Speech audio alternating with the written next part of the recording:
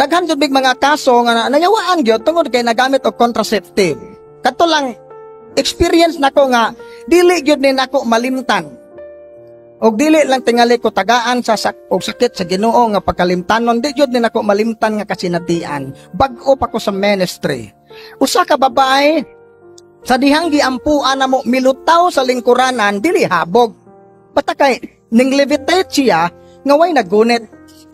Unya sa among kasinatian ana basta mulutaw gani ang pasyente, bubuan na mog holy water na kay aron mahakbong og balik. Nawaswas man ayang tiyan, babae na siya mga 25 to 30 years old. Pag nabaswas man iyang tiyan na nabliman, among gibubag holy water. Pagkabasa sa holy water sa iyang tiyan, dihay mga kamot sa gagmayng bata naglakra-lakra sa iyang tiyan. Pag-interview pa, naggamit siya og iode sud sa 3 ka tuig. Motong among gi-consult sa mga doktor sa office, naman may doktor.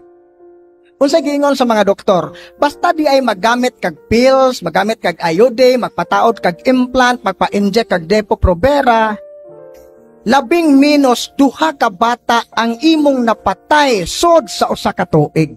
12 ha?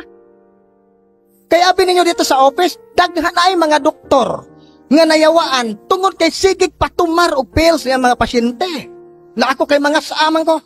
Manginon nga, o ari makatunong na, kung kasahon. Dok, nayawaan, magani na mga baing, indong ipatumar, kamo pagkahang, kamoy kapalam. Mauna, iprangka-prangka gyud. Kaya nga naman, ug di ni mo iwali sa dakong katinaw ang kamatuuran, basin og makaingon sila nga gitolerate sa simbahan ang ilang sayop nga binuhatan. Wali gyud. Way lipod-lipod.